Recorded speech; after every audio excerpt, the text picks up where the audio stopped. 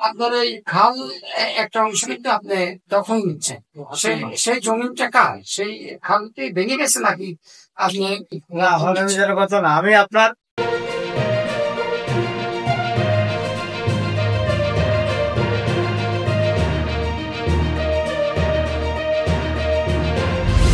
আপনারা দেখছেন শিক্ষা তথ্য নিউজ আপডেট। খালের সীমানা নির্ধারণ প্রসঙ্গে গত বছর ইউনো মহোদয় স্যার বরাবর একটা দরখাস্ত দিই। ইউনো মহোদয় স্যার তত্ত্বাবধানে এসিডেন্ট স্যার ও সার্ভেয়ার সাহেব সরজমিনে এসে খাল নির্ণয় করে আমাকে তার একটা কাগজ প্রদান করে প্রমাণস্বরূপ হিসেবে। এবং এই সম্পত্তি খালে আমি যাই নাই, আমার মালিকানা সম্পত্তি খালে ভেঙে গেছে। তারপরেও আমি কিছু অংশ বললে ভুল হবে, প্রায় 2 শতকের উপরের জমি আমি ছেড়ে দিয়ে বাকি উপরের যে জমিটা আছে, উপরের যে মাটিটুকু আছে, ওইখান থেকে আমি স্থাপনা শুরু করছি। আমি খালের ভিতরে গিয়ে কোনো ফিলার উঠে স্থাপনা শুরু করিনি। টাকা চাঁদা কোনো জিনিসই আমার কাছে চাই নাই। আমার আপনাদের কাছে, সাংবাদিক ভাইদের কাছে প্রশ্ন, যে আপনারা একজন সাংবাদিক, তার মানে আপনারা বাংলাদেশের মধ্যে পুরো বিশ্বে যারা সাংবাদিক সবাই সচেতন ব্যক্তি। সচেতন ছাড়া কেউ সাংবাদিকতা করতে পারে না। আমার আপনাদের কাছে প্রশ্ন, যে সাংবাদিক ভাইয়েরা আমার বিরুদ্ধে মিথ্যাচার করতেছে, ওরা কেন আমার কাগজপত্রগুলো ওনারা দেখলো না?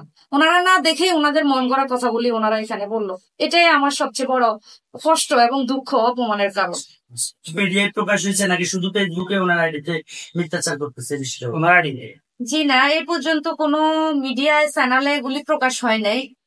24 নামক একটা চ্যানেল, ফেসবুক আইডি, ও তোমাদের নিজস্ব ফেসবুক আইডি থেকে এই চ্যানেলগুলিতে প্রকাশ করেছে এরা ফেসবুকের মাধ্যমে, কিন্তু কোনো টিভি চ্যানেলের মাধ্যমে আসেনি।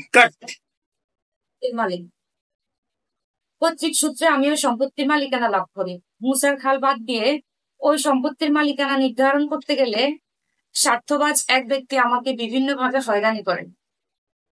পরে প্রশাসন এসে সরজমিনে প্রদর্শন ও আমার মালিকানা কাগজপত্র দেখে আমার মালিকানার পক্ষে রায় প্রদান করে। মুসার খাল পার সংলগ্ন আমার সম্পত্তিটি হওয়ায় খালে আমার বেশ কিছু জমি ভেঙে যায়। বর্তমানে খাল পার বলতে আর কিছুই অবশিষ্ট নেই। তাই আমি জায়গাটা টেকসই পার করার জন্য মাটি ভর্তি বস্তা দেয়। ওই স্থানীয় ব্যক্তিরা আবারও আমাকে নানাভাবে হয়রানি শুরু করে। স্থানীয় প্রশাসন ও উপজেলা প্রশাসন বিষয়টি এসে সরজমিনে দেখেন। প্রিয় সাংবাদিক ভাইয়েরা, আপনারা জানেন খাল দখল একটি ঘৃণ্যতম ও জনদুর্ভোগ বিষয়। এই খাল দখলের মিথ্যা অভিযোগ এনে মোহাম্মদ ইব্রাহিম নামে জৈনিক এক ব্যক্তি তার সামাজিক যোগাযোগ মাধ্যমে ফেসবুক লাইভে আমার স্থাপনার সামনে এসে আমার বিরুদ্ধে ও স্থাপনার বিরুদ্ধে মিথ্যাচার শুরু করেছে।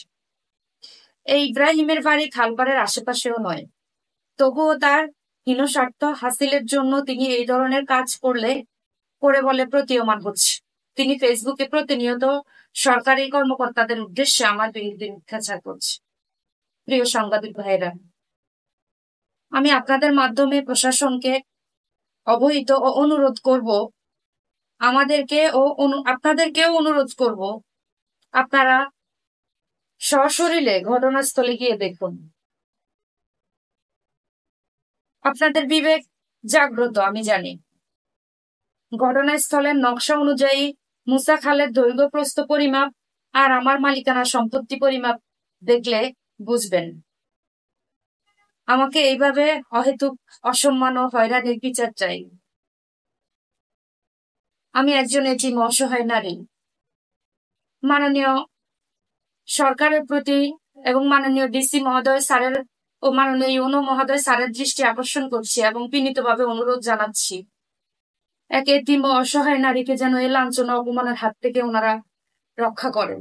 একটা প্রশ্ন, এখনো পর্যন্ত আমি ওনার বিরুদ্ধে কোনো আইনগত ব্যবস্থা নেইনি, কিন্তু আমি ভবিষ্যতে সামনে নিব ইনশাল্লাহ। না, আপনার তো কাগজপত্র আপনি বলতেছেন লিগ্যালিটি আছে, খাল দখল করা আইনগতভাবে ঘৃণিত কাজ বা অবৈধ কাজ, বেআইনি কাজ। আপনি খাল দখল করছেন না, আপনি আপনার পৈতৃক সম্পত্তিতে আপনার স্থাপনা নির্মাণ করছে। এখন ওই জৈনিক ব্যক্তি আপনাকে কাগজপত্র পর্যালোচনা বা দেখা ছাড়াই কি আপনার থেকে মিথ্যা তথ্য, মানে আপনার থেকে কোনো তথ্য না চাইয়ে মিথ্যাচার করছে, নাকি আপনার থেকে তথ্য চাইছিলেন?